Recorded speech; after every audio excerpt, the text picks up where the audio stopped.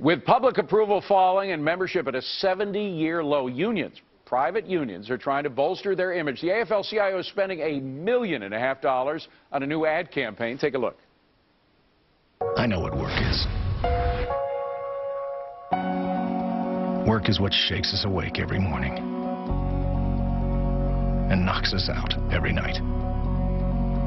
Work is what we do to better ourselves, to support our families, our towns, our cities, our country. It's the initial. So, will these ads help repair the image of unions? Let's ask our power players. We have Bernard Whitman, Connie DeGroot, and George Jarkisay. Good to see you all. George, first to you. What do you think? No, I don't think so. I don't think that the dollars spent behind it are very much compared to what they could spend. The other thing is I think that the American citizen is so much more informed now with social media and with the internet that their message is going to have to get more clear how it affects Americans. And Bernard, it's kind of a soft defense of unions, don't you think? David, I have to say there's a problem with this in many respects. First is this ad fails to capitalize on the real anger and frustration that the Occupy Wall Street movement tapped into. What the union needed to do here was explain how they could be the viable voice for the worker, help protect the worker, make sure that their voice is heard, make sure that they get a fair wage, and they failed to do that. They were very soft, and frankly, the ad is could easily be for a right-to-work campaign rather than a union campaign. Well, right-to-work ads are much stronger than this one. They needed to tap into that anger, tap into that frustration, and get across the point that unions are the way that workers can ensure that their voice can be heard in this process. Unfortunately, this ad failed to do that. Well, but Connie, the problem is that people are conflicted or anti-union out there. We're talking about a primary coming up in South Carolina where we saw the NLRB, the government working together with the unions to try to kick Boeing out of South Carolina. I mean, there's a lot of anger and questioning about what the unions are doing, whether it's helpful or harmful.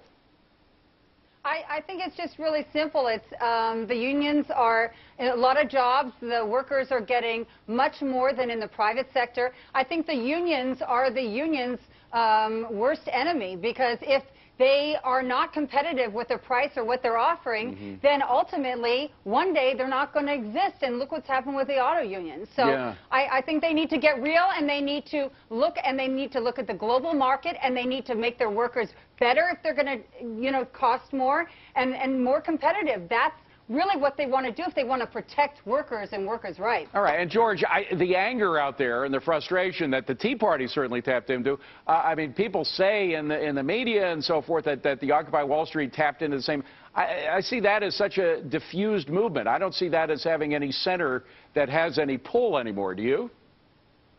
No, I don't. I think that part of the agitation with the general public, with the unions is, the unions go back to a period of time where you had the robber barons. You got this idea of this wealthy guy behind controlling all the strings and holding down the working man. You sound like Newt talking about Mitt Romney. Yeah, no.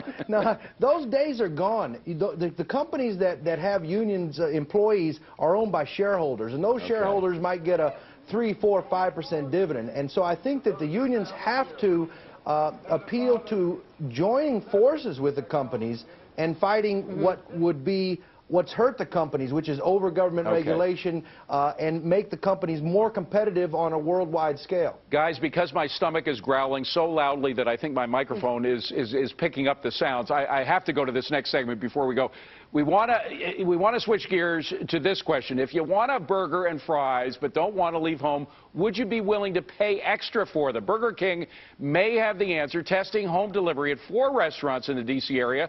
But Whoppers aren't pizza, so is this a smart business move? Connie, you're spending, say you have a bill of $8 for these burgers. You have a $2 fee, then you want to tip the guy something, at least $1, if not $2. So your costs are 50% above just walking out and buying it. It's not worth it. And also, you can go to a restaurant maybe around the corner and get something similar but far superior, more nutritious.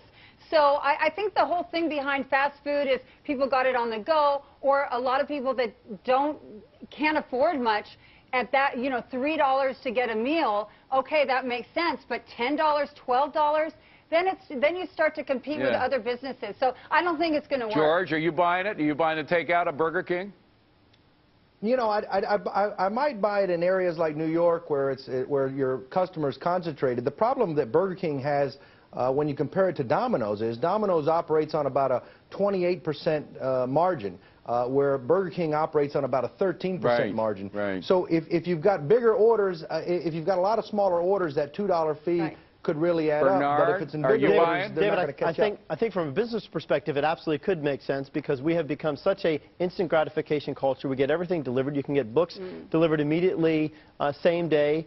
We get tickets delivered right away. You can get food delivered. And I think from a business perspective, if they can figure out how to deliver on the taste expectations, the flavor expectations, then it could be a winner and help them take a bite out of McDonald's. But from a public health perspective, I think the last thing we need to do is make it easier to deliver a 1,000-calorie plus meal right to your living room couch without even having to get up. Well, I mean, at least if you have to get up and walk to your car, to get in your car and sit there to the drive-through lane and then get up and eat it in your house. I'm going to force you to sit in a room there with Paula Dean's show on air all the time, 24/7, and just see what happens. Good to see you all. We got to leave it at that. Coming up.